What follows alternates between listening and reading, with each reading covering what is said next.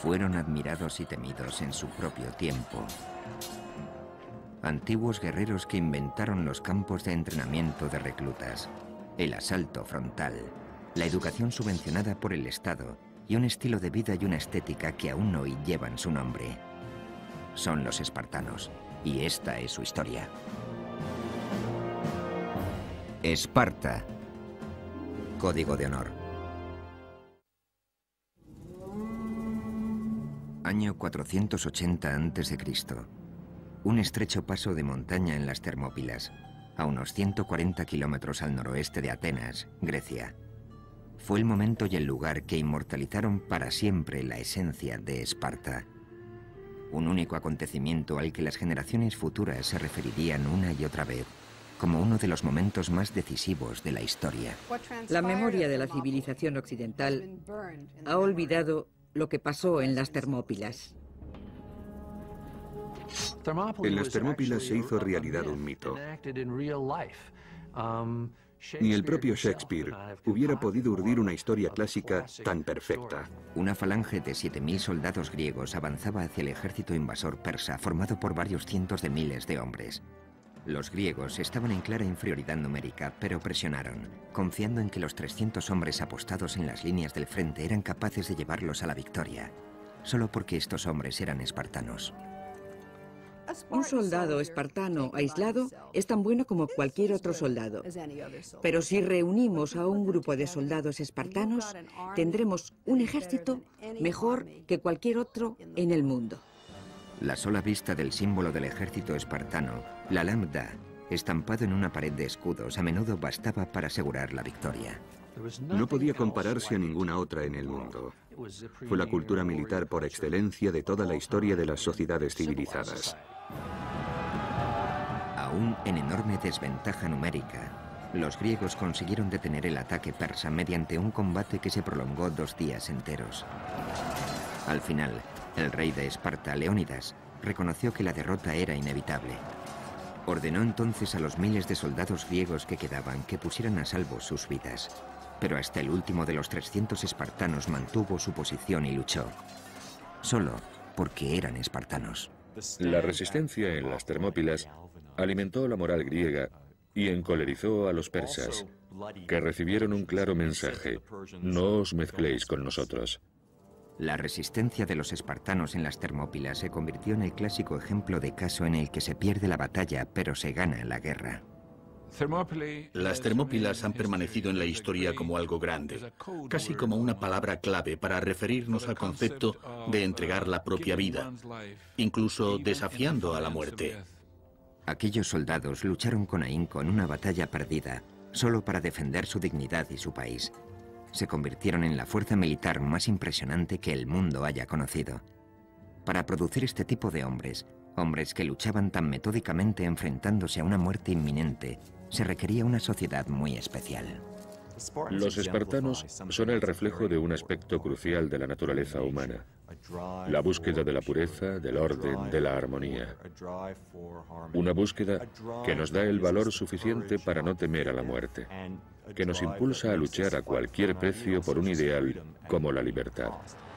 Si bien hoy se piensa en Atenas como en la cuna de la civilización occidental y el cénit de la cultura griega, era Esparta a quien muchos de los griegos de la Edad de Oro dedicaban su admiración. Estaban verdaderamente considerados como el sumum de la civilización griega, pero representaban una utopía en el sentido de que estaban entregados al ideal de virtud, de servicio a la comunidad, de desinterés y de unidad. Lo que más valoraban las ciudades-estado griegas era la libertad respecto al intervencionismo exterior, el sentido de pertenecer a un sitio y el éxito en la batalla. Esparta era rica en estos 3 valores. Durante el dominio de Esparta, la antigua Grecia era un conjunto de más de 1000 comunidades con gobierno propio, denominadas ciudades-estado. Una ciudad-estado es una ciudad que a todos los efectos prácticos funciona como un estado o un país con su gobierno propio, su ejército propio, su armada propia y sus propias leyes. Estos estados se distribuían por todas partes. Muchos de ellos fueron muy significativos para la cultura griega. Los orígenes de Esparta se remontan al siglo XII a.C., época de grandes cambios en el mundo antiguo, cuando el poder egipcio languidecía y daba paso al florecimiento del Segundo Imperio Babilónico. Según la leyenda griega, Esparta nació fruto de la violencia y la conquista, cuando en el 1150 a.C., los invasores del norte, que se creían descendientes de Hércules, iniciaron su avance hacia el sur para reivindicar lo que ellos consideraban tierras de sus ancestros. Cuando el rey Lacedemón tomó la península central, le puso Laconia en su propio nombre. A su capital principal la nombró Esparta, como su reina. Durante casi 400 años, hasta el 750 a.C. aproximadamente, Esparta fue el núcleo religioso, cultural y de gobierno de Laconia. Florecieron entonces la música y las artes. Son célebres los maravillosos coros de mujeres espartanas. Además, Esparta contaba con una magnífica cerámica con la que comerciaban y eran famosos por sus trabajos en bronce. Estos son ejemplos muy tempranos de arte lacónico. No se han encontrado restos de bellas artes espartanas que puedan datarse después del siglo VII a.C. Es como si el pueblo de Esparta hubiera dejado simplemente de dedicarse a ello. El abandono de este tipo de artes visuales que contemplamos por todas partes representa claramente una decisión tomada a conciencia. Fue una decisión que coincidió con el momento crucial de la historia de Esparta, el periodo conocido como las Guerras de Mesenia. Todo comenzó con una explosión demográfica que obligó a Esparta a buscar nuevas tierras y nuevos recursos alimenticios. Solucionaron el problema anexionándose un país entero, un país que era más grande que Esparta tanto en territorio como en población. Este capricho del destino determinaría el curso de la historia de Esparta para los siguientes 300 años. La tierra que eligieron para conquistar fue Mesenia, una comunidad dórica aislada en la parte occidental. No había nada que hiciera de Esparta un caso particular y extraño hasta la conquista de Mesenia y la historia posterior. Mesenia contaba con ricas tierras de cultivo y una floreciente economía agrícola. Allí es donde crecen hoy en día los famosos olivos de Kalamata. Además, Mesenia se encontraba rodeada por abundantes reservas de hierro, el material más preciado por los griegos para el equipamiento militar. Esparta necesitaba Mesenia, pero los mesenos no se rindieron fácilmente. Se produjo una guerra larga y cruel. Los espartanos no consiguieron sofocar ni fácil ni rápidamente la resistencia de los mesenos. La dificultad inicial era simplemente topográfica.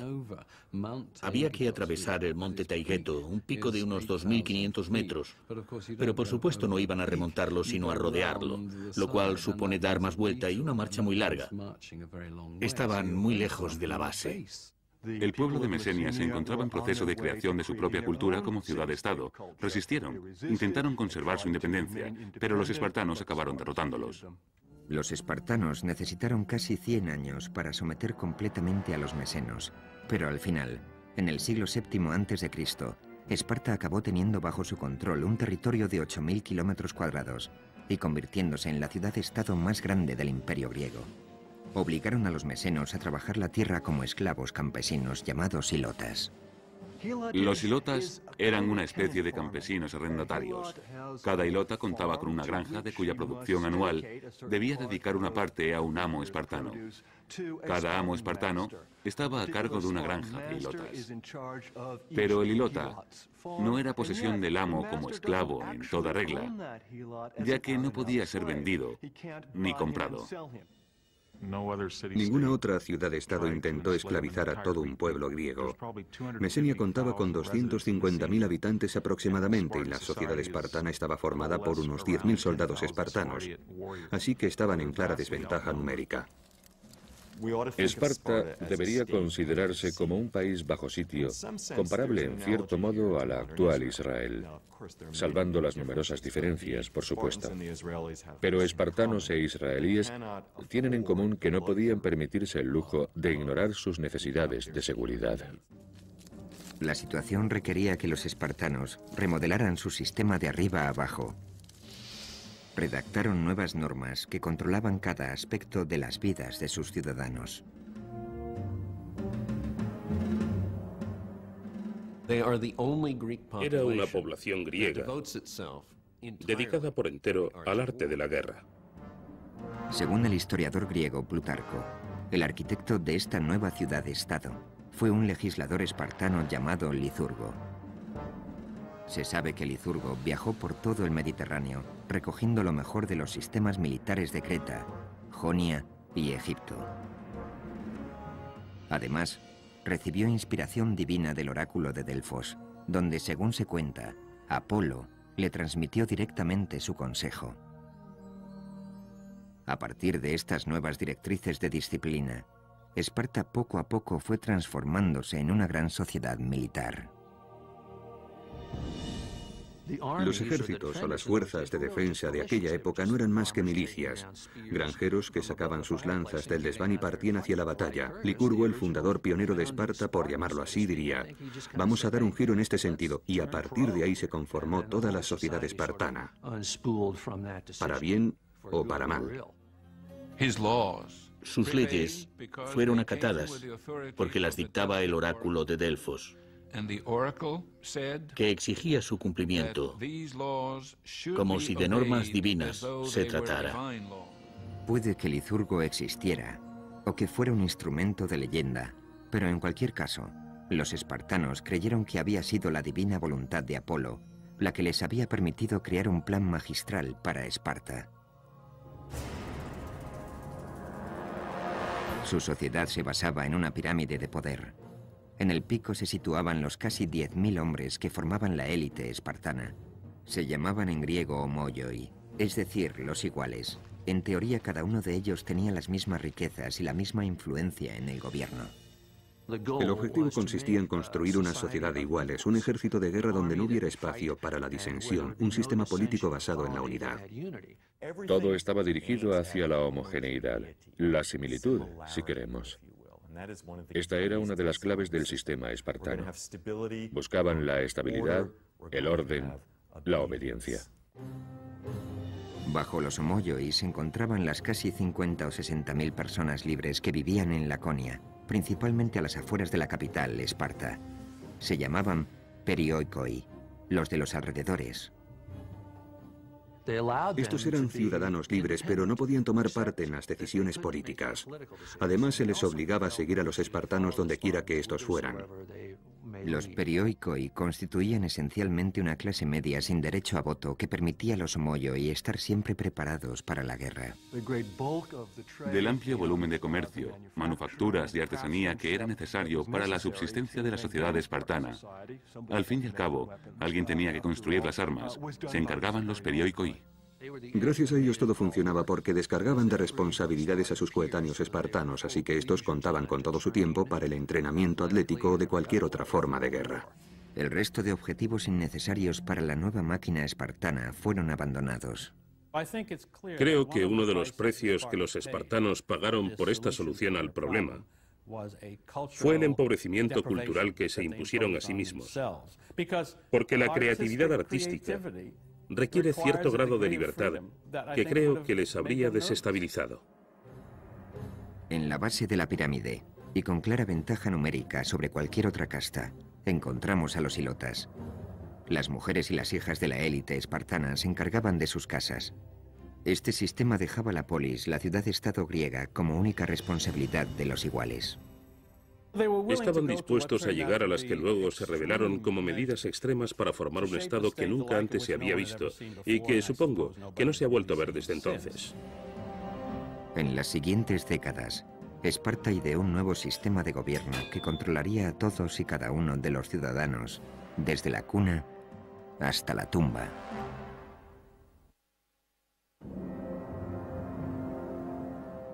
En el siglo VII a.C., Esparta era un caso único entre los cientos de ciudades-estado que rodeaban el Egeo.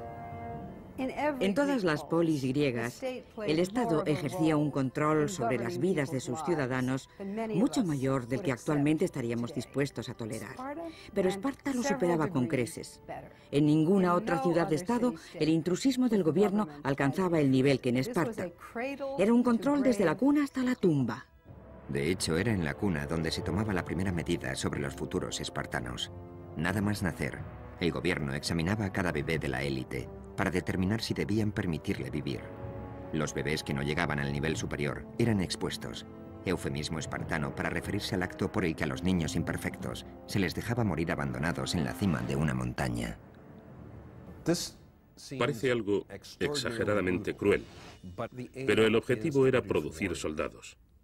Y eso era lo que pretendían de cada recién nacido. Necesitaban los mejores hombres, así que creo que no les parecería reprobable porque criaban a los mejores y a los más fuertes.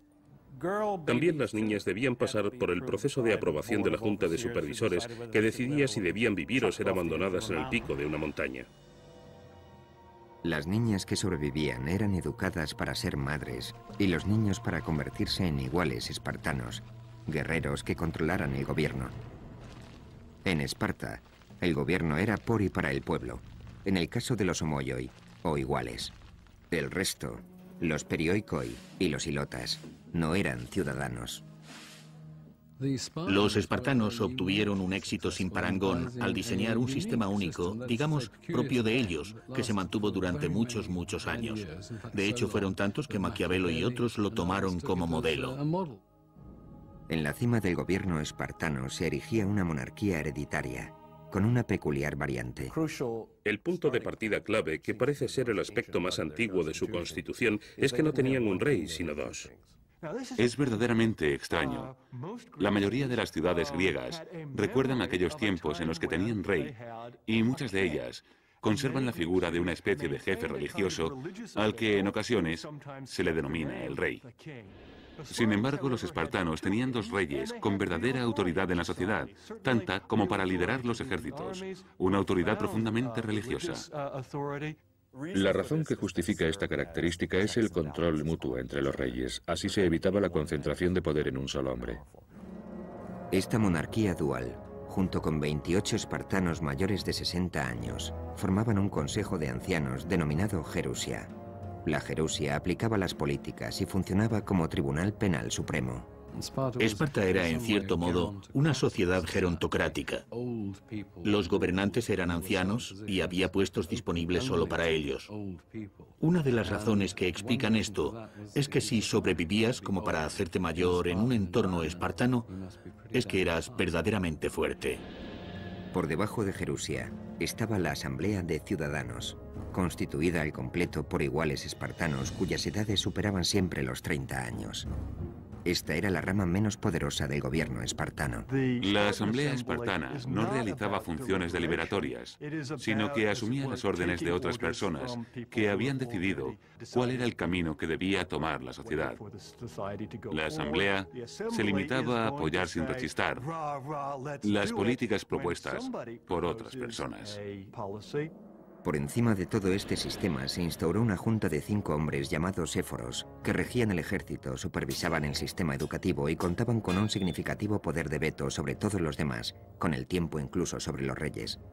Sin embargo, también su poder estaba sujeto a control, por un lado con la limitación de sus mandatos a 1 año, y por otro haciéndoles responsables de todos sus actos ante la asamblea.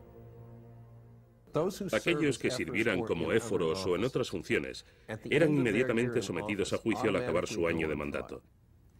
Es como si cada presidente de los Estados Unidos sufriera una moción de censura y fuera sometido a juicio al final de su legislatura y tuviera que responder por los cargos que se imputaran.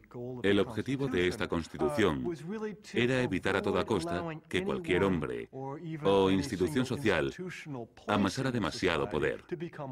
Creo que el sistema resultó muy eficaz. ¿Cómo puedes hacer tu voluntad con tanta gente alrededor para impedírtelo? El sistema entero estaba diseñado para que nadie hiciera su voluntad. El propósito era no cambiar, detener cualquier cambio, y desde luego el método cumplió con creces su fin. De hecho, durante casi 400 años, Esparta disfrutó del gobierno más estable de la historia de la antigua Grecia, aunque desde luego no era una democracia. La libertad del individuo constituye un aspecto clave de toda democracia. La libertad de expresión, de votar según tu conciencia.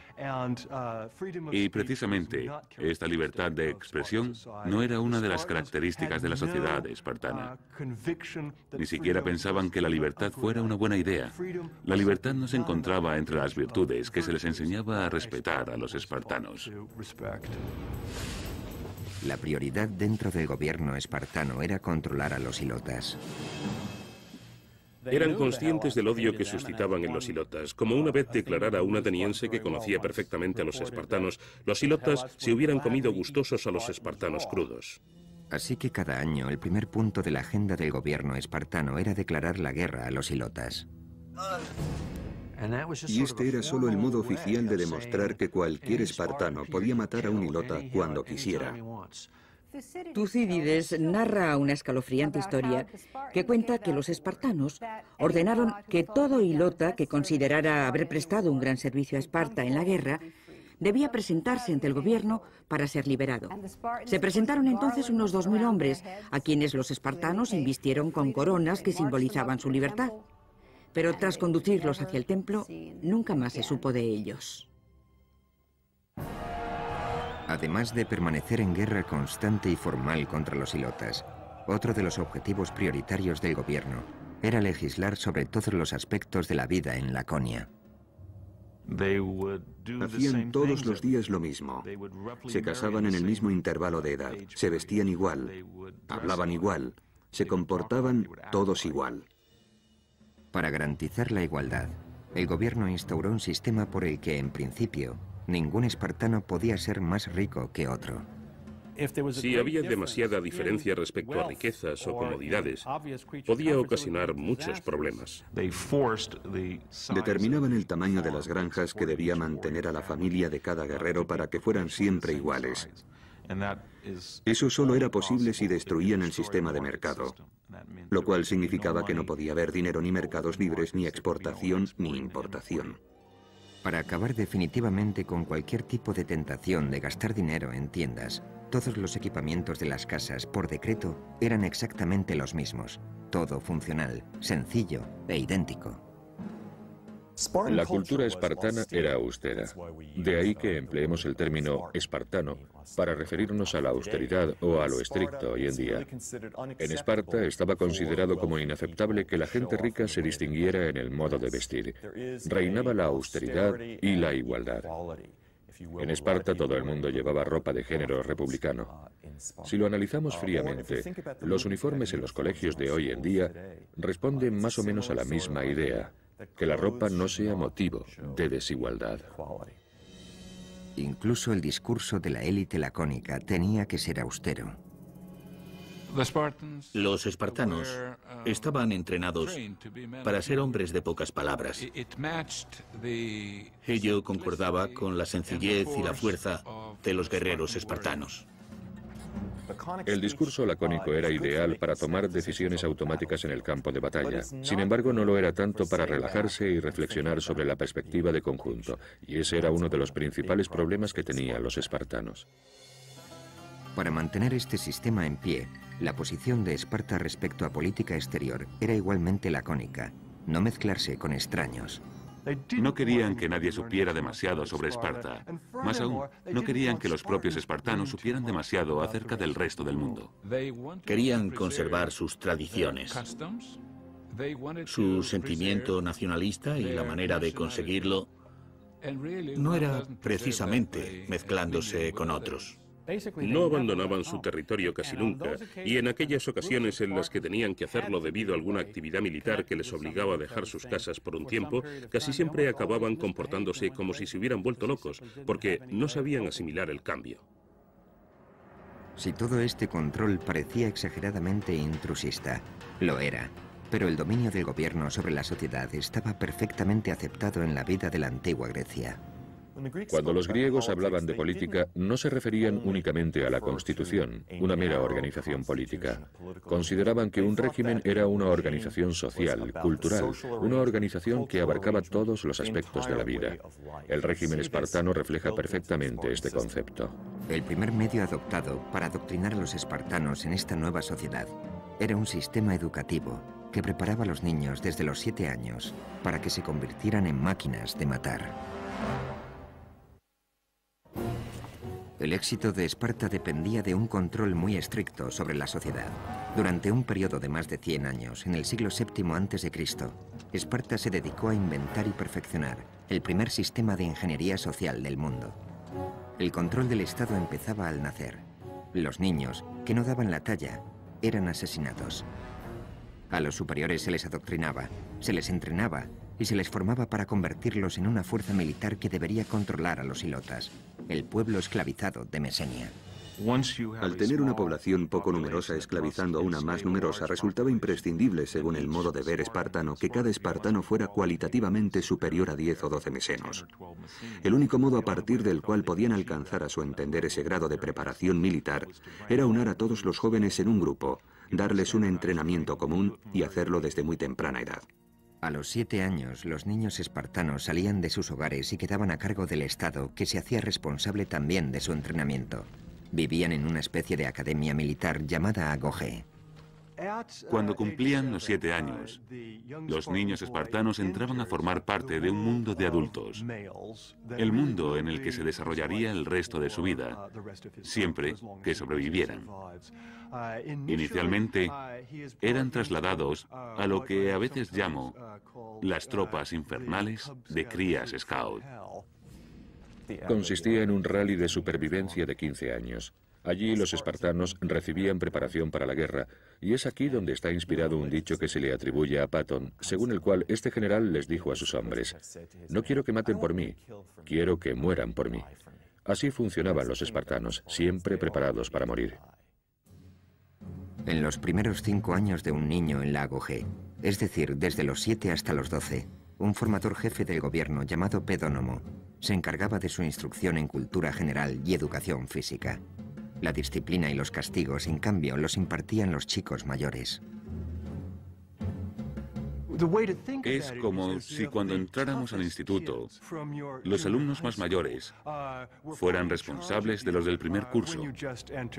Creo que, en este sentido, este sistema explota la potencial crueldad que los chavales empleamos unos con otros para tratar de enseñar a los niños espartanos, desde el primer momento, que debían obedecer absolutamente todas las órdenes que recibieran de un superior. Es una perspectiva sobrecogedora. Desde el primer día en la Agogé, la principal lección era preparar a los niños para la dura vida que les esperaba.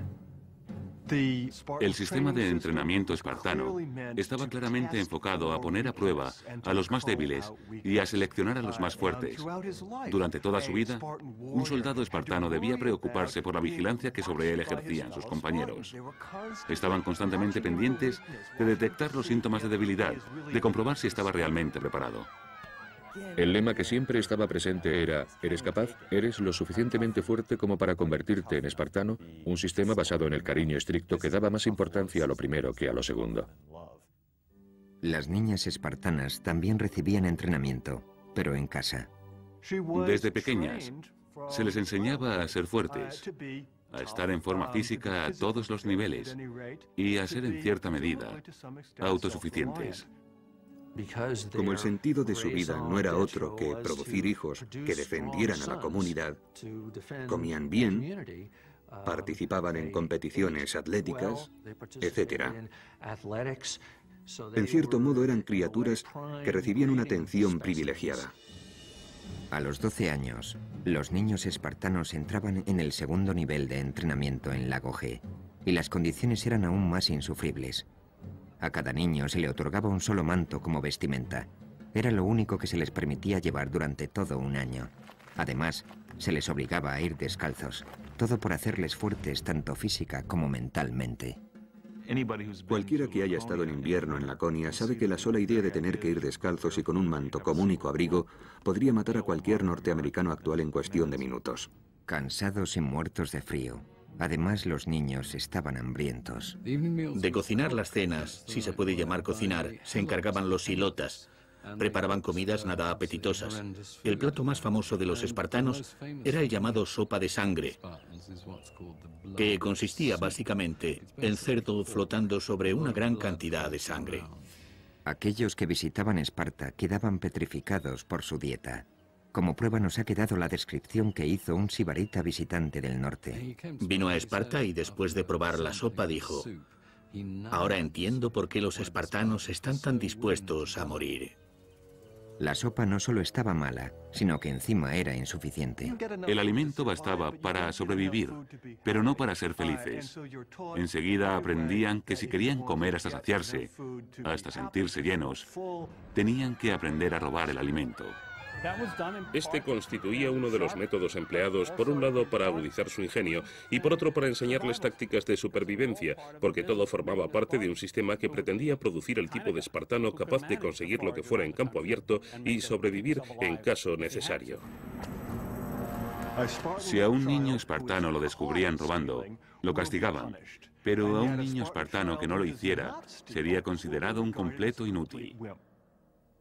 Si se te daba bien robar y nunca te cogían, entonces no cabía duda de que prosperarías.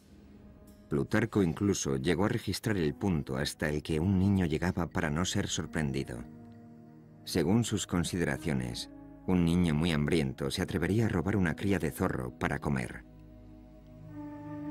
Si su superior sospechara que el niño había robado el zorro, el niño se escondería el feroz animal bajo el manto y se dejaría morder por él hasta morir antes de descubrirse. En todo el mundo antiguo, esto se consideraba como una prueba de la resistencia de los espartanos. Los niños aprendían a ser inquebrantables, a dominar el dolor, a ser respetuosos con sus superiores. Tengamos en cuenta, además, que se lo estaban comiendo vivo por dentro. Endurecer y reforzar a los adolescentes espartanos se consideraba necesario debido a los tipos de batallas que un día tendrían que librar. La falange es tan fuerte como el más débil de sus componentes.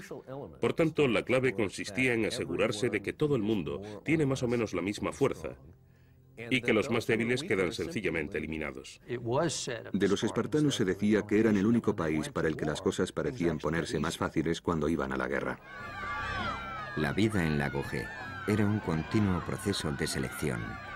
A los niños se les exigía que pasaran una prueba tras otra, de fuerza, de flexibilidad, de resistencia y de astucia. Los fallos se castigaban muy duramente.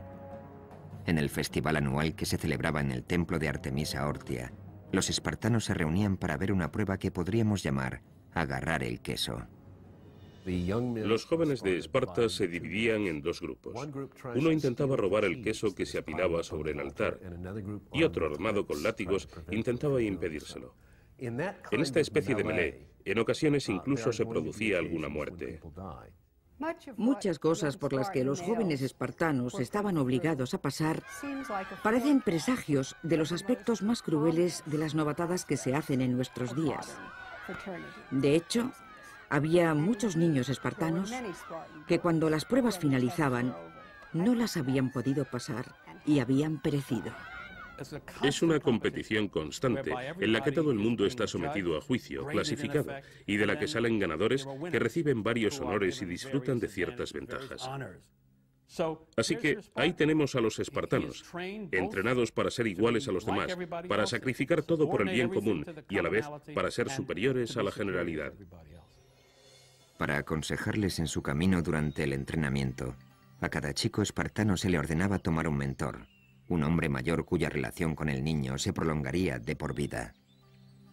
El mentor asumía la responsabilidad de supervisar al niño que estuviera a su cargo, de asegurarse de que el entrenamiento era el adecuado y de comprobar que tanto sus modales como el carácter del niño recibían la atención necesaria.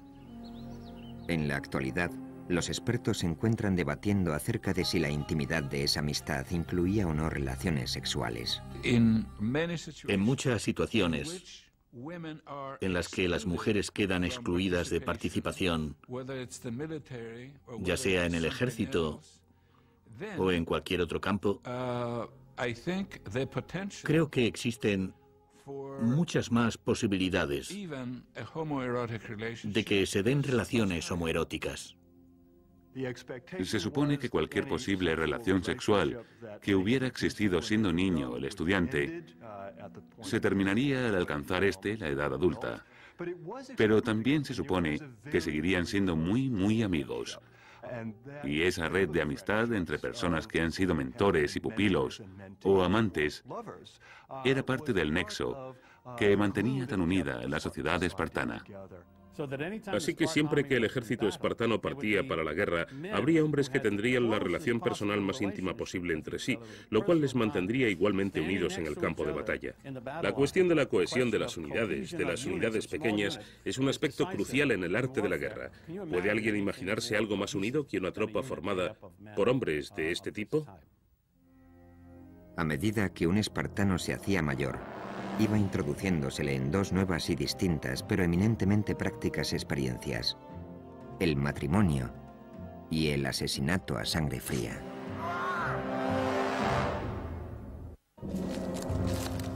El legado de Esparta no es solo la creación del concepto de disciplina militar, sino su perfeccionamiento a través de una estructura social y un programa de entrenamiento que empezaba a los 7 años. A los 20, la mayoría de los jóvenes espartanos obtenían la licenciatura en un sistema e ingresaban en otro, uno que formaría parte de sus vidas hasta que murieran. Pero antes de licenciarse, los espartanos debían pasar una última prueba de fuego. Los estudiantes que más prometían eran seleccionados para unirse a la Criptia, una fuerza de seguridad secreta dedicada a liquidar a los ilotas por la razón que fuera. Los miembros de la Criptia vivían fuera de Esparta. Sobrevivían por sus propios medios y se servían del cobijo que les proporcionaba la noche para cortar gargantas. La criptia podría considerarse como una readaptación de un ritual humano. Todos sabemos de la existencia de multitud de sociedades que exigen la superación de un reto excepcional para demostrar que se es un hombre. Simplemente que la versión espartana implicaba matar al enemigo. La criptia era el método que tenían los espartanos para seleccionar a sus mejores y más brillantes guerreros, con el fin de que hicieran la vida completamente imposible al pueblo, sobre el que se apoyaba toda la sociedad espartana. Si eras un hilota especialmente guapo o conocido por tus innovaciones agrícolas, si eras un hilota considerado poco común por la razón que fuera, entonces estabas condenado a pasarte la vida temiendo que la criptia descubriera por qué destacabas y acabara contigo.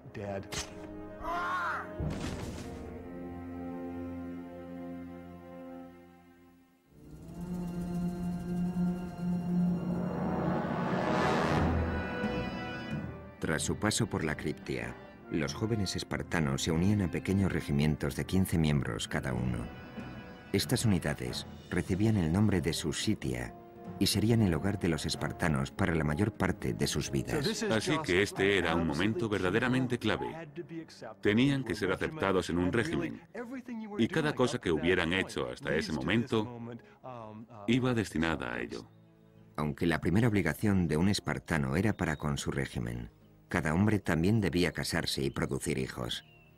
Para el mundo exterior, esto podría considerarse uno de los aspectos más placenteros de la vida de Esparta, ya que las mujeres espartanas estaban consideradas como unas de las más bellas del mundo.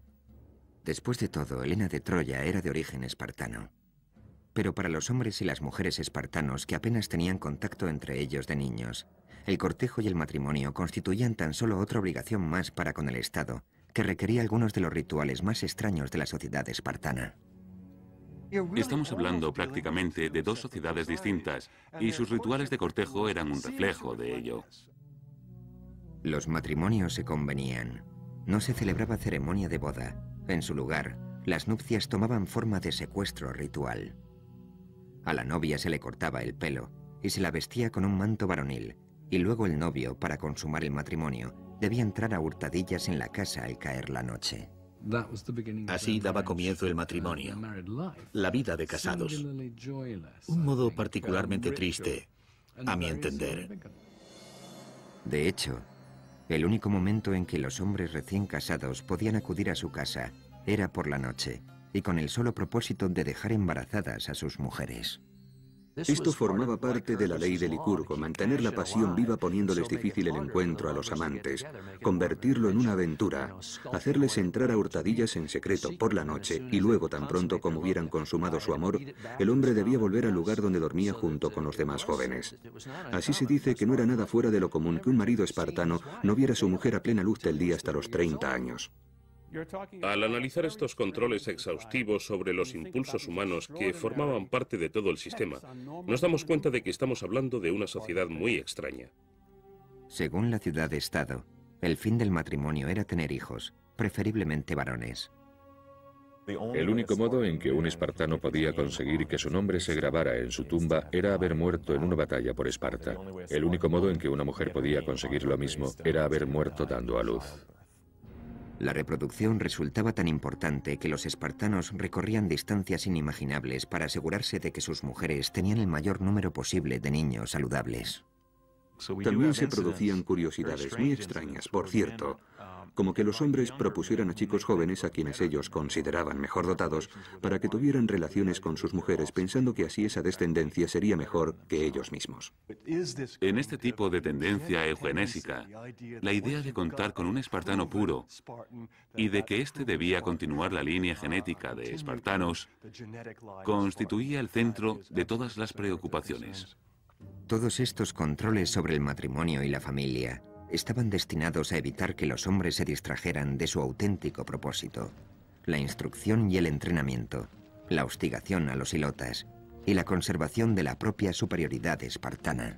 Si los espartanos pensaban en lo más profundo de su corazón que eran puramente hombres de virtud, o si en su interior se decían, ojalá pudiera pasar de vez en cuando un fin de semana en Atenas para divertirme por fin, no lo sabremos nunca.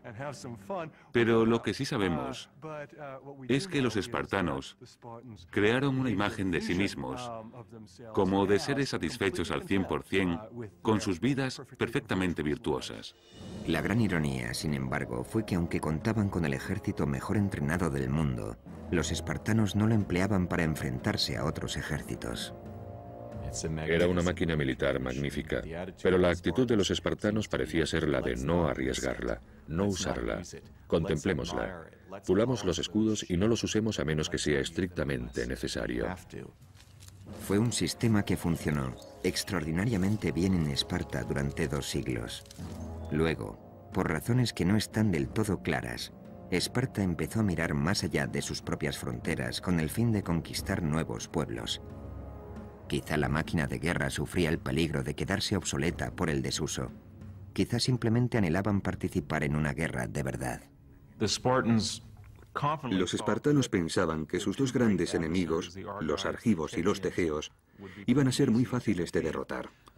Además, estaban preparados para expandirse, como lo estaban para anexionar más territorios a su sistema. Al mismo tiempo, en el horizonte, empezaba a perfilarse la verdadera amenaza contra la supremacía espartana. Una nación de más de 1 millón de soldados cuyo único pensamiento era conquistar Grecia, los persas. A principios del siglo V, empezarán primero con la conquista de la parte griega de Jonia en Asia Menor y luego volverán su mirada hacia el gran continente. Así se explicará el curso de la historia de Grecia durante los 2 siglos siguientes. Durante las generaciones venideras, todo el mundo griego sentiría la amenaza persa. La manera en que Esparta y Atenas reaccionaron a dicha amenaza dividiría y uniría el mundo griego.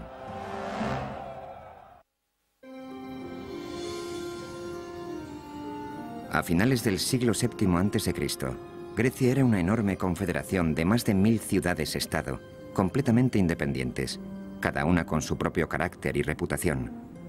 Atenas, la más grande de todas, tenía una vida cultural muy desarrollada, una arquitectura magnífica y una armada impresionante. Pero Esparta, considerada por encima de Atenas por todas las ciudades-estado del Egeo, no contaba con nada de eso. Al contrario, había sacrificado la cultura en el altar de la guerra. Esparta era un campamento armado. Eso nos da un sistema educativo enfocado principalmente a la formación militar. Fue entonces cuando se creó un cuerpo de policía secreta y cuando se produjo la desconexión temporal con el resto de Grecia. Esparta no conquistará colonias ni construirá ninguna flota. Su única obsesión será el control de Mesenia. Desde finales del siglo VII a.C., Esparta tenía sometida a Mesenia, un país cuya población superaba la de Esparta en una proporción de 10 a 1. Dicho sometimiento se llevaba a cabo a través de un tipo de esclavitud llamado hilotismo, acompañado por una campaña de terror ejercida por soldados específicamente entrenados. Esparta fue el primer país que desarrolló lo que se daría en llamar disciplina militar occidental.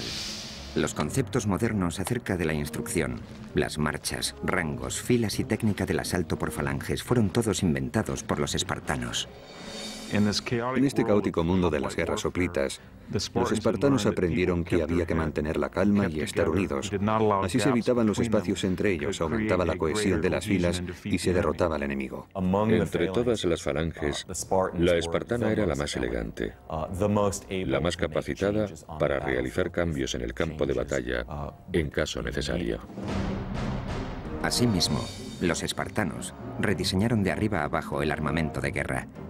El instrumento clave era el oplón, de 91 centímetros y medio de diámetro, un escudo que portaba cada uno de los soldados. De ahí el término hoplita para describir al soldado espartano y a todos los que después adoptaron sus métodos.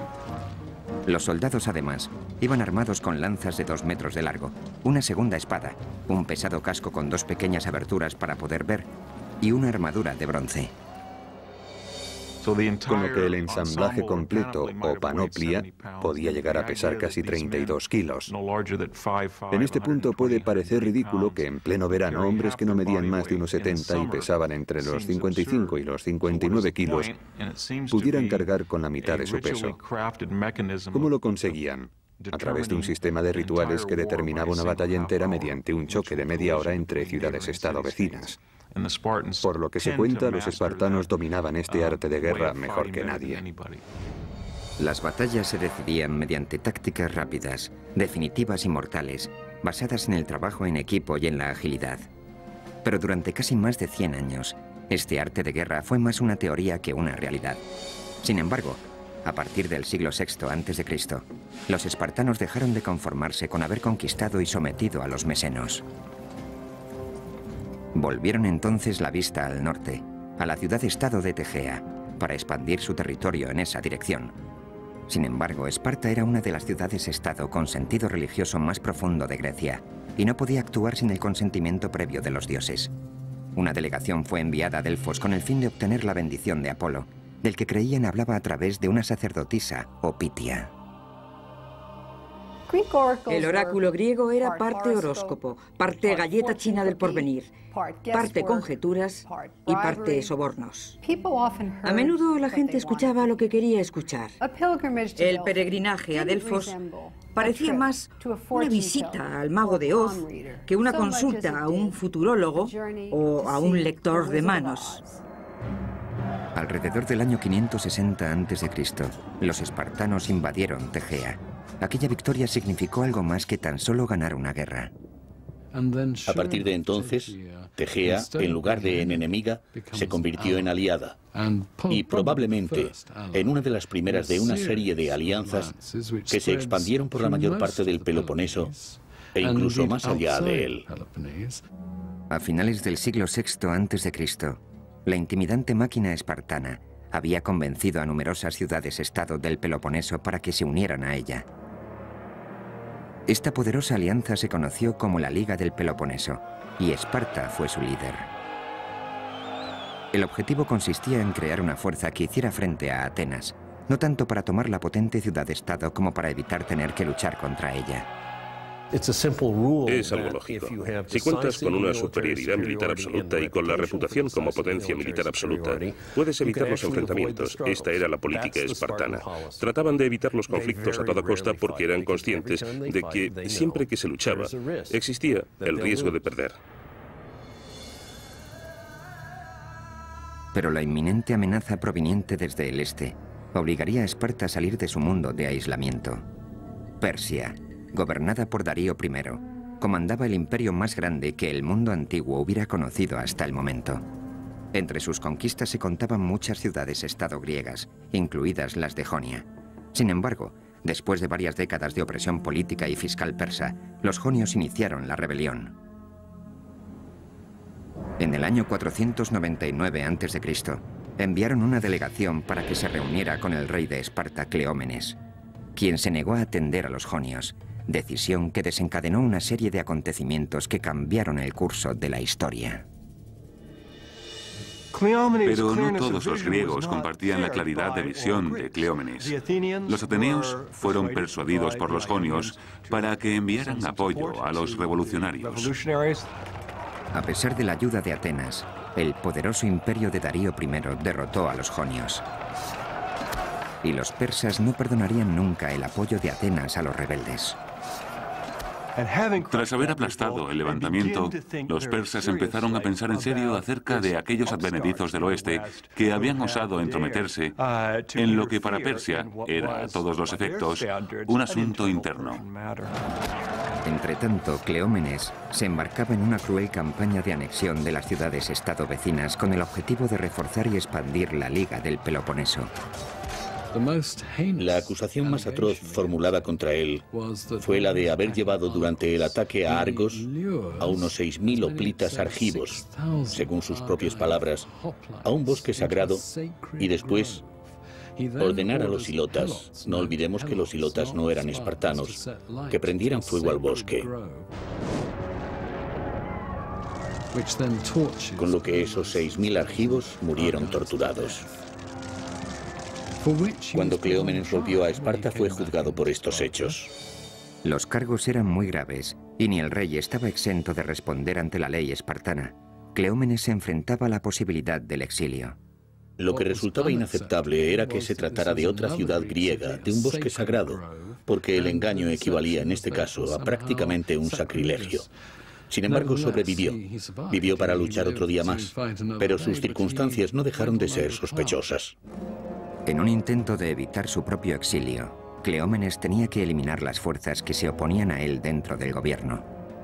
Eso significaba acabar con la competencia, es decir, con el otro rey de Esparta, de Marato. Para conseguirlo, Cleómenes sobornó al oráculo de Delfos para que declarara ilegítimo al rey de Marato. Este fue inmediatamente depuesto y condenado al exilio. Pero la trama de Cleómenes no tardaría en descubrirse, con lo que él también acabó exiliado. Cuando Cleómenes regresó, con el tiempo, sufrió una horrible muerte que él mismo se infligió. La versión más extrema de los acontecimientos cuenta que se suicidó descuartizándose a sí mismo desde los pies hasta llegar a los órganos vitales.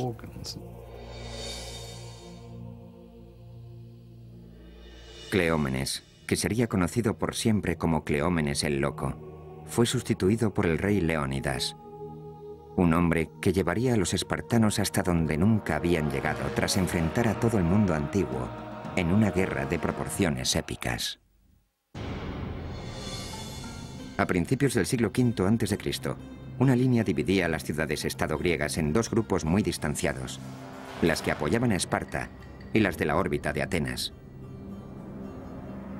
Mientras Esparta trataba de mantener su política de evitar a toda costa la guerra, Atenas empezaba a prepararse para la posibilidad de un enfrentamiento con los persas. Corrían noticias de que Darío I de Persia estaba ávido por castigar a los atenienses por haber apoyado el levantamiento frustrado de los jonios en el 499. Darío nunca olvidó aquello, nunca olvidó la humillación. De hecho, entre los griegos reinaba la convicción de que Darío tenía un esclavo que le susurraba constantemente al oído: «Señor, no perdone a los atenienses». En agosto del año 490 a.C., Darío I formó una pequeña flota de barcos cargados con tropas para atacar a los atenienses. La expedición persa se aproximaba a Maratón, en la costa nororiental de Ática. El tamaño y el equipamiento de la flota persa superaba con creces lo que creían tener los atenienses. Cuando los atenienses se dieron cuenta de que los persas se acercaban de verdad y de que estaban a punto de desembarcar en Maratón, enviaron a un mensajero a Esparta. El carácter de las relaciones entre esta y Atenas había ido variando, a veces amistoso, a veces lo contrario. Pero los atenienses reconocían que Esparta era la potencia militar más importante de Grecia. Según cuenta la historia, el mensajero recorrió 225 kilómetros en 2 días, solo para que los espartanos acabaran contestando que enviar tropas suponía interrumpir las fiestas cárneas, una ceremonia sagrada dedicada a Apolo. Esparta prometió enviar refuerzos cuando las fiestas hubieran acabado, 10 días después. Los atenienses tuvieron que hacer uso de todas sus fuerzas. Enviaron todos los hombres disponibles, unos 9.000 efectivos de infantería armados al completo, que se cuadraron ante las tropas persas, seguramente 2 o 3 veces más numerosas que ellos, en la llanura de Maratón. Durante varios días, atenienses y espartanos se vigilaron desde la distancia al calor del sol de agosto. Al final, cuando empezaron a avistarse los refuerzos espartanos, el general Miltíades ordenó un ataque sorpresa sobre el enemigo. El ejército persa quedó hecho jirones. Los equipados hoplitas atenienses demostraron ser más de lo que los hombres de infantería persas, solo ligeramente armados, podían asimilar. La masacre fue irremediable. A todo esto, los atenienses habían enviado otro mensajero de nuevo a Atenas para anunciar su victoria.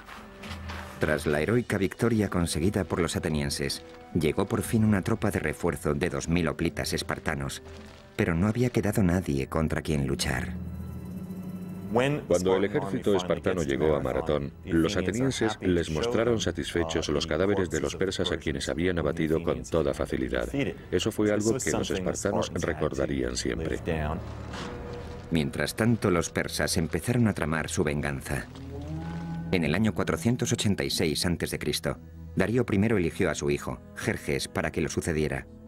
Jerjes planeó minuciosamente una nueva y mucho más elaborada invasión de Grecia, un plan que tardaría años en poner en práctica.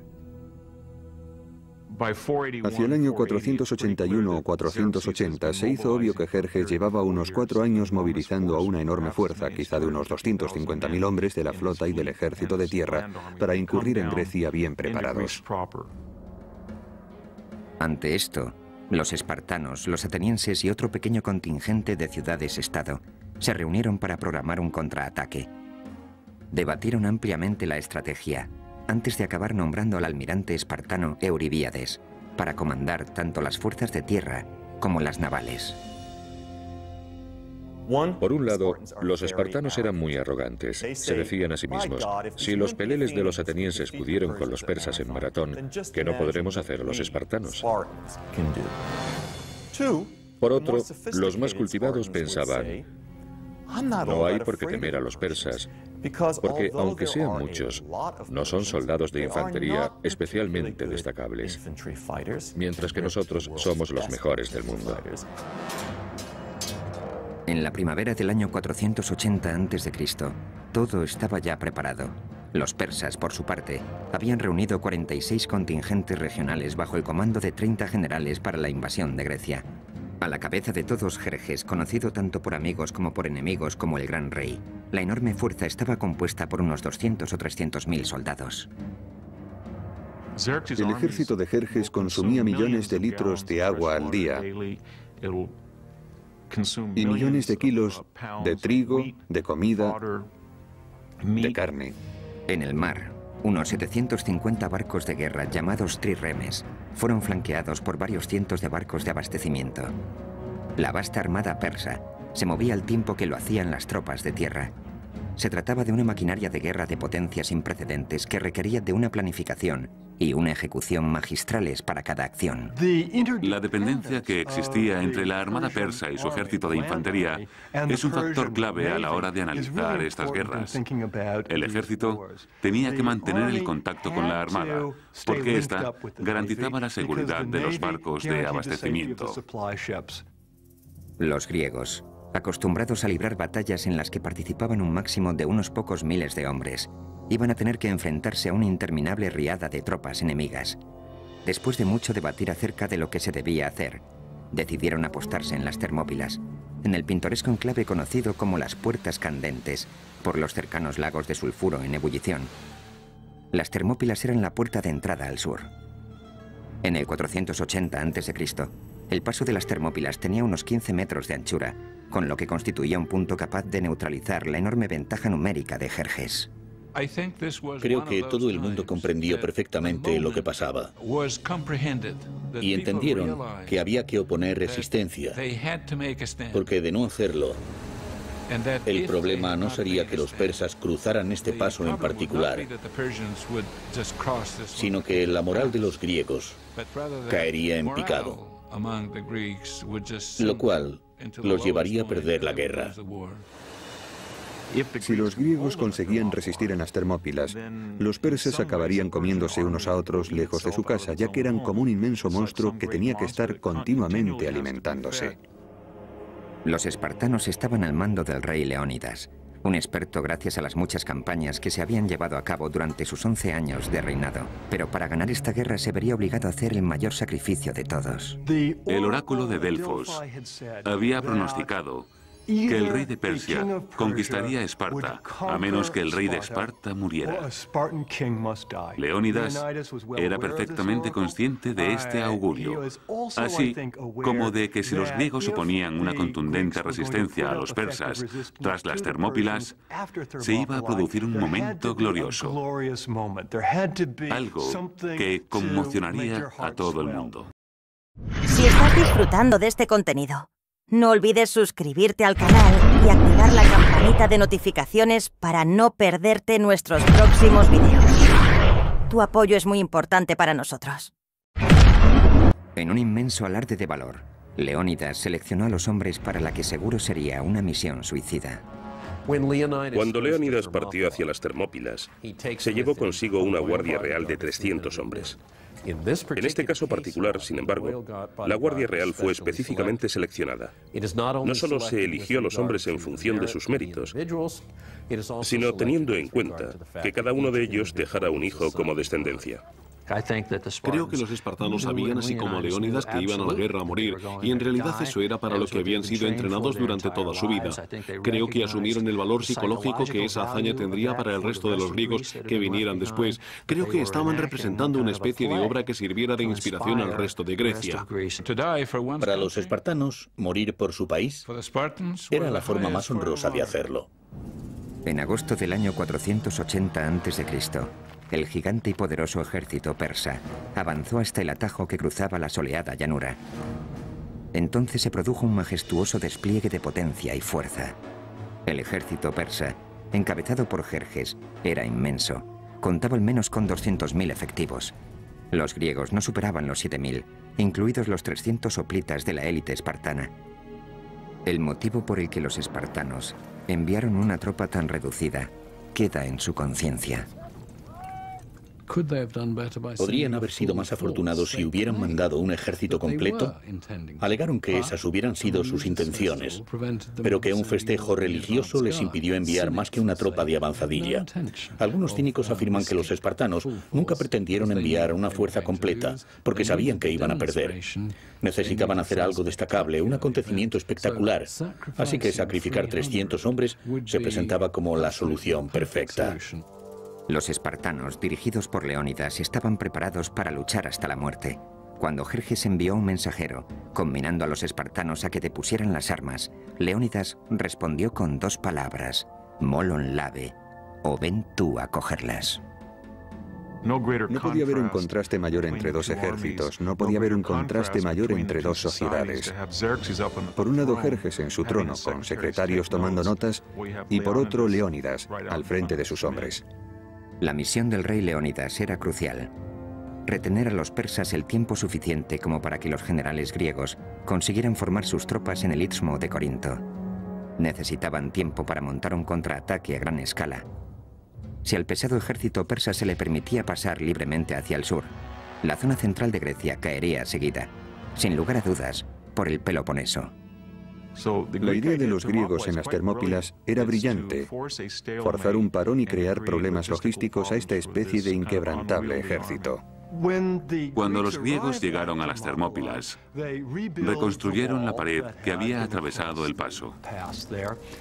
La idea era enviar por rotación unidades griegas que lucharan en la limitada zona que se extendía justo enfrente de la pared. Los persas no podrían emplear todos sus efectivos porque el terreno en el que los griegos pretendían luchar era muy reducido. Entretanto, el pueblo de Delfos consultaba el oráculo que les advertía que debían invocar a los vientos porque ellos serían los mejores aliados de Grecia.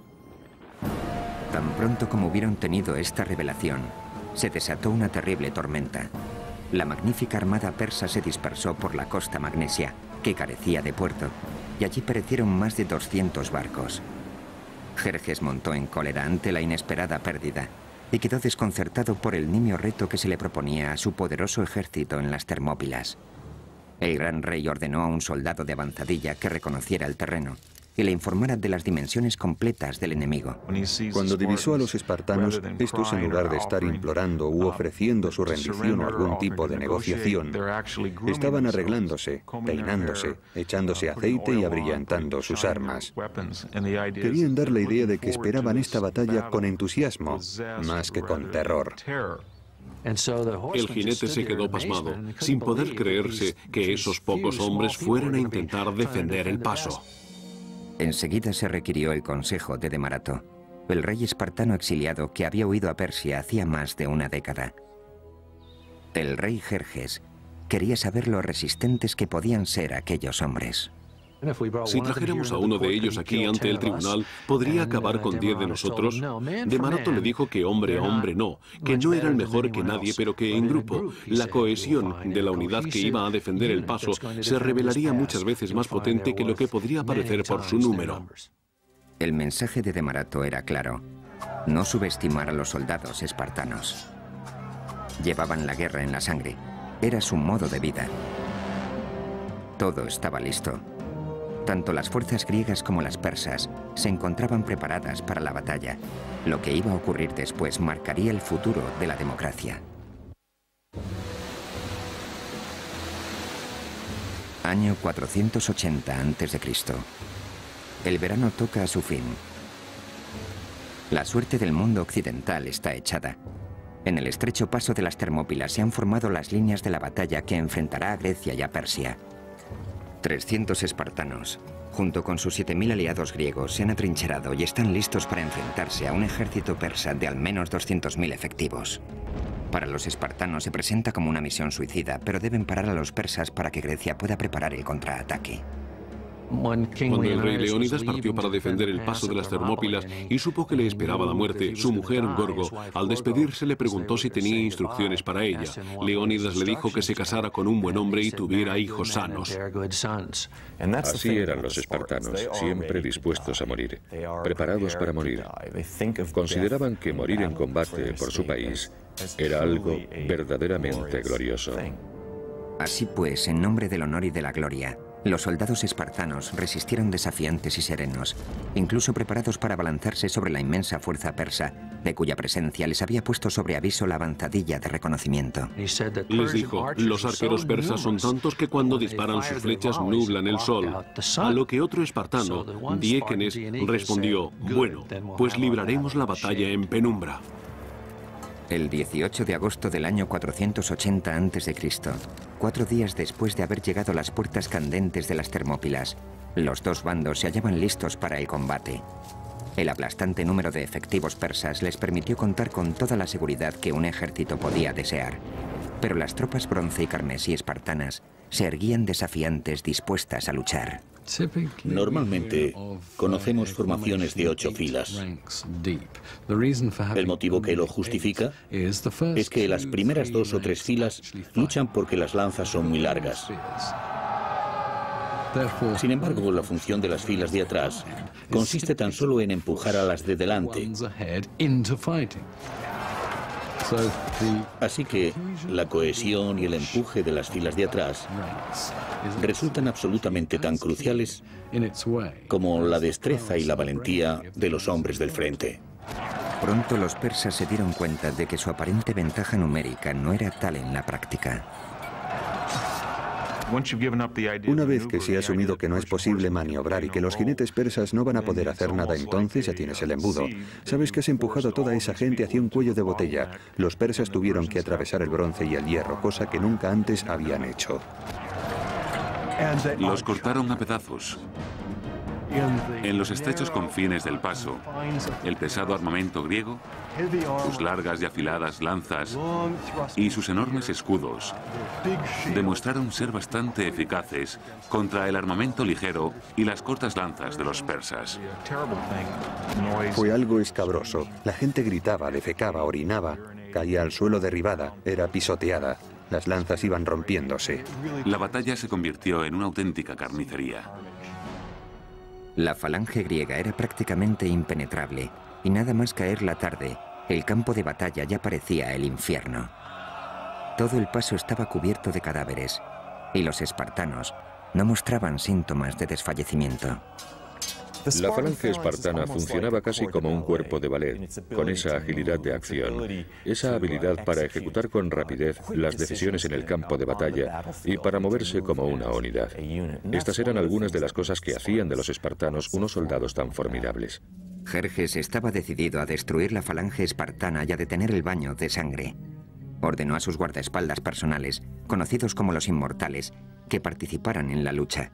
Solo ellos contaban con armas capaces de hacer frente al armamento pesado de los griegos, pero no fue suficiente. Un enfrentamiento salvaje dejó a las tropas de élite del rey completamente destrozadas. Viendo cómo un velo de muerte se cernía sin piedad sobre ellos, tuvieron que detener la lucha y retirarse. La mentalidad y la ideología hoplitas puede resumirse en una sola frase: mantenerse firme o mantener la posición. La aportación de los espartanos es esa solidez, ese ser fuertes como una roca. Al caer la noche, Jerjes abandonó el combate. Su bestia colosal cayó de rodillas. Las pérdidas persas se contaban por miles. A través de la llanura ensangrentada, los griegos atendían a sus víctimas mucho menos numerosas. Leónidas caminaba entre los muertos, perfectamente consciente de que en cuestión de horas sus hombres correrían la misma suerte.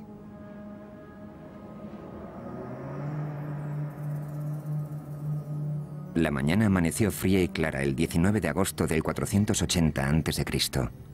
El rey Jerjes de Persia, tambaleándose todavía por el escalofriante número de bajas el primer día en las Termópilas, lanzó su segundo asalto sobre los griegos. Esta vez, formó una especie de brigada con hombres conocidos por su valor y arrojo, a los que prometió recompensas por atravesar el estrecho paso, y amenazó con ejecutar si rompían filas y huían. El rey persa recurrió a esas tácticas de bulldozer. Creyó que si seguía enviando hombres, al final conseguiría romper las filas griegas.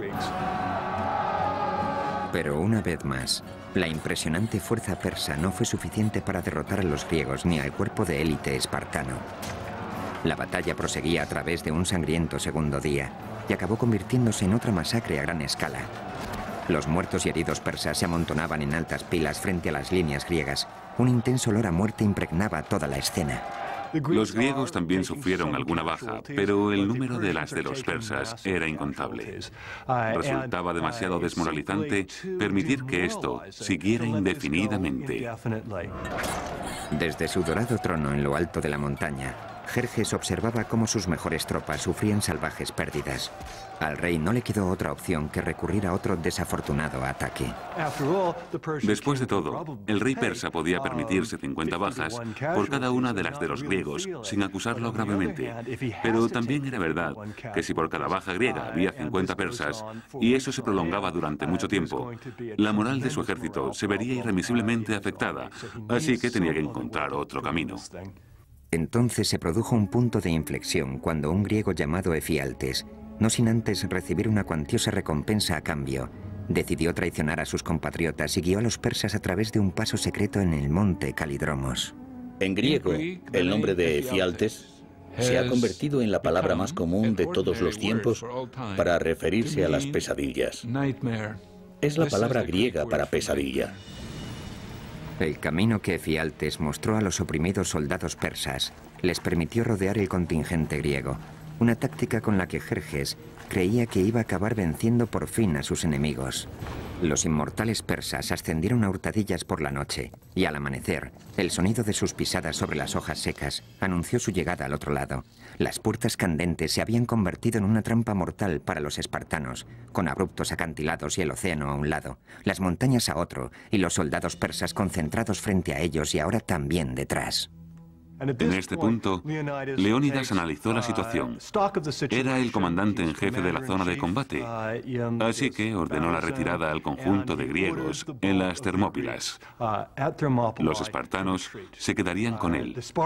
Hasta el último de ellos permaneció en su posición. Después de girar las tornas en el paso, llegó el tercer día, uno de los más memorables de la historia griega. Cansados y heridos, los dignos soldados espartanos hicieron uso por última vez de su pesado armamento. Mientras se preparaban para morir, el rey Leónidas pronunció sus últimas palabras. Desayunen copiosamente, señores, porque esta noche cenaremos todos en el infierno. En ningún momento se planteó rendirse, sino que luchó hasta que no quedó ni un solo hombre. Cuando el sol asomó entre las colinas, los espartanos y los pocos aliados que quedaban estaban siendo atacados por todos lados. No por ello dejaron de luchar con valor, lanzándose con fiera desesperación hacia el sangriento campo de batalla. Entonces el rey Leónidas fue herido de muerte, y los espartanos pelearon salvajemente para hacerse con el cadáver, y consiguieron sacarlo de allí. Al final, la noche del 20 de agosto del 480 a.C., los espartanos realizaron su último y desesperado intento de resistencia. Según se cuenta, sus armas ya estaban destrozadas, así que se deshicieron de ellas. Sus escudos resquebrajados, sus armaduras deshechas, se sirvieron entonces de sus dientes, de sus manos. Se enfrentaron a puñetazos a los miles de persas que consiguieron rodearlos en una colina, y no queriendo desperdiciar más efectivos, enterraron a los griegos en un mar de flechas.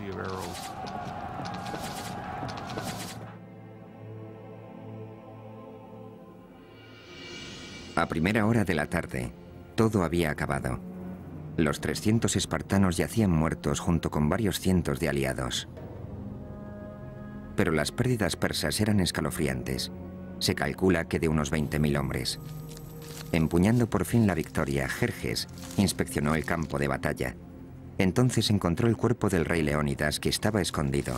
Lo decapitó y clavó la cabeza en un poste para que todo el mundo la viera. Fue un gesto barbárico destinado a demostrar que los espartanos eran, después de todo, simples mortales. Pero las gravemente desmoralizadas tropas persas no quedaron del todo convencidas. Sabían que la guerra no había hecho más que empezar y que había más espartanos esperándoles. Tras lo ocurrido en las Termópilas, los persas quedaron invadidos por cierto sentimiento de miedo de suspense, al menos acerca de lo que podía pasar con los espartanos. La de las Termópilas fue probablemente la derrota más importante sufrida en un solo día en toda la historia griega. También hay que decir que reportó algunos beneficios para los griegos, ya que les permitió movilizarse hacia los territorios posteriores, en Ática, lo cual hizo surgir en ellos el sentimiento de heroicidad, de unión en torno a tal acto de valentía, además de suscitar el miedo entre los persas, que se encontraron con un pueblo con el que no contaban. Muchos años después, fue erigido un monumento en las Termópilas, en honor a los 300 espartanos que heroicamente contuvieron a los 200.000 persas durante 3 cruentos días. Aquí, sobre una piedra sin ningún tipo de adorno, hayamos grabado un clásico y sencillo epitafio. Extranjeros de paso, decidles a los espartanos que aquí, obedientes a nuestras leyes, yacemos. Hace hincapié en el hecho de que, independientemente de las percepciones o ideas de cada uno, las leyes espartanas dictaban que aquellos soldados permanecieran allí en ese momento. En cierto sentido, los espartanos necesitaban algo así. Necesitaban una batalla espartana de maratón. Necesitaban un acontecimiento al que poder referirse para demostrar que la virtud espartana era absolutamente inquebrantable. Incluso, aunque no vencieron, obtuvieron una victoria moral porque murió hasta el último de sus hombres. Lo que ocurrió en las Termópilas ha quedado grabado en la memoria de la civilización occidental. Después de la caída del Álamo, el periódico local de Nacogdoches, Texas, declaró que las Termópilas ya tenían su equivalente.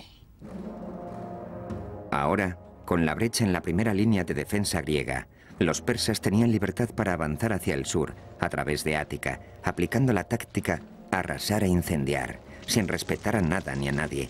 Cosechas y granjas enteras invadidas por las llamas, estatuas de dioses demolidas, templos destruidos, incluso la Acrópolis fue víctima del fuego. Cuando empezó a correr el rumor por Grecia de que todo el país estaba ardiendo, muchos atenienses estuvieron al borde de la sublevación. Nunca hubieran podido imaginarse que las tornas iban a dar un determinante giro. En las últimas décadas del siglo V a.C., todas las fuerzas de Grecia se unieron rápidamente en contra del enemigo común, el aparentemente invencible ejército persa, formado por más de 200.000 efectivos. Tras la batalla de las Termópilas en el año 480 a.C., el ejército y la armada persas tenían camino libre para avanzar hacia el sur, hacia Atenas. La moral griega aparecía por los suelos y la derrota inminente. Entonces decidieron confiar en un astuto y respetado comandante ateniense llamado Temístocles.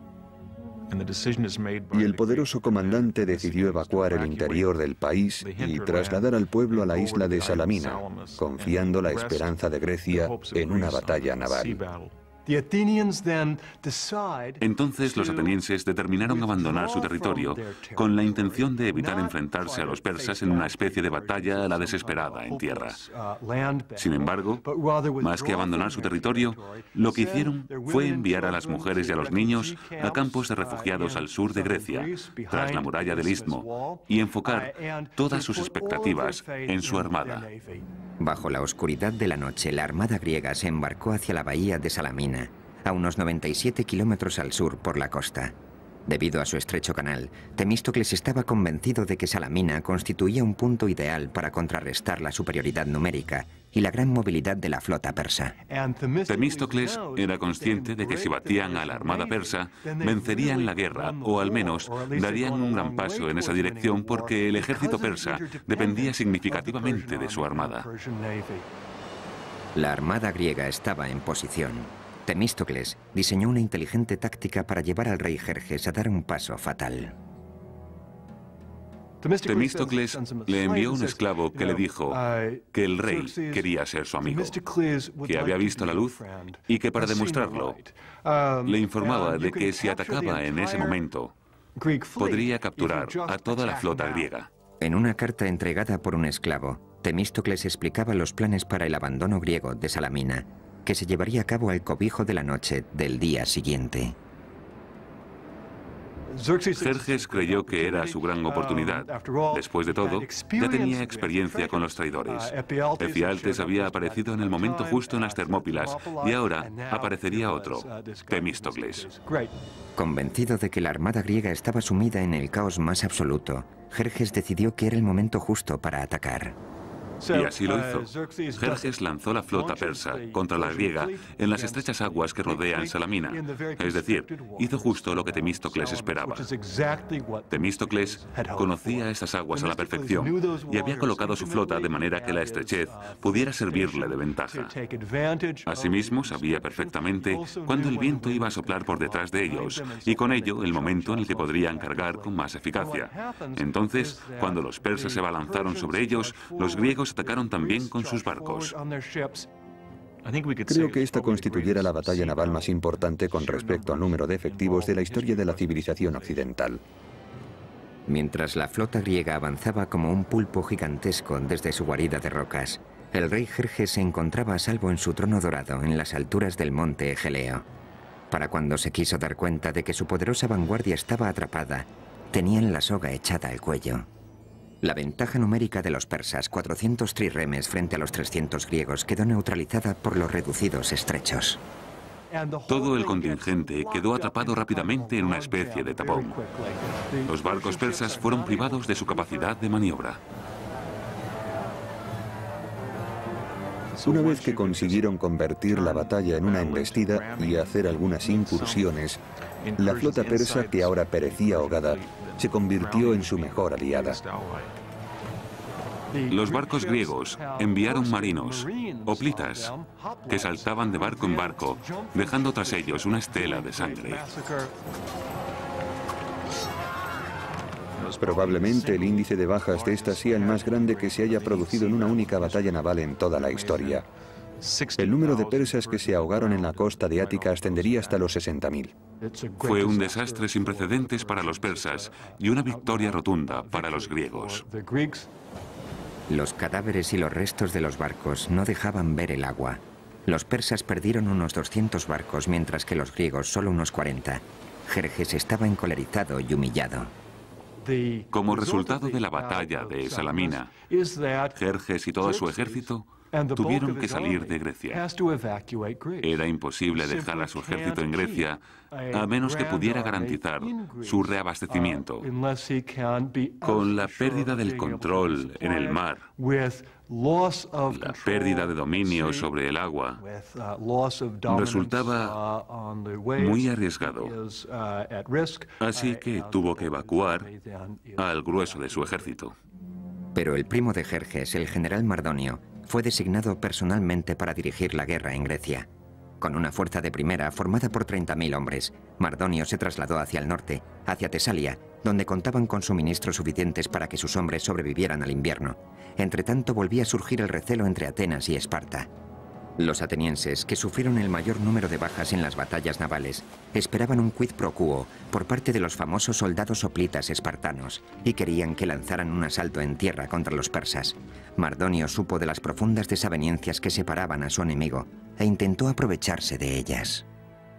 Uno de los vasallos de Jerjes, un rey macedonio, fue enviado a informar a atenienses y espartanos de que si se iban sin más, Jerjes los trataría con dignidad. Los atenienses, creyendo que así obligarían a Esparta a movilizar su máquina militar al completo, consideraron el trato. Los atenienses dejaron que a Esparta llegara la velada amenaza de que si no venían para defender Ática, si no se movían hacia Beocia, ellos se rendirían. O peor, los atenienses insinuaron lo impensable, una alianza con Persia. En este punto, los impasibles y escurridizos embajadores espartanos decidieron que el juego de ajedrez político debía terminar. Los griegos se unirían para librar la batalla definitiva contra Persia, cerca de la ciudad de Platea. Tenían que ir todos en la misma dirección. Fue entonces cuando el liderazgo espartano saltó a primer plano. Los espartanos estaban ahora bajo las órdenes no de un rey, sino de un regente, Pausanias. En el verano del 479 a.C., las fuerzas persas habían visto su número reducido en más de 50.000 efectivos. Hacia el sur, Esparta movilizó a 5.000 de sus mejores soldados y Atenas contribuyó con una tropa adicional de unos 8.000. Entonces, los espartanos armaron a 35.000 hilotas mesenos, ofreciéndoles la libertad a cambio de su arrojo en el campo de batalla. Pausanias parecía tener una capacidad nata para organizar. Tenía mucha visión militar y algo quizá más importante, un sentido único para mantener unido de manera diplomática a este inmenso ejército en conflicto interno constante que era la fuerza griega. Seguramente nadie más que un espartano podría haber conseguido sacar todo adelante en tales circunstancias. Durante 11 días, los comandantes rivales se mantuvieron en sus respectivas posiciones sobre la llanura de Platea.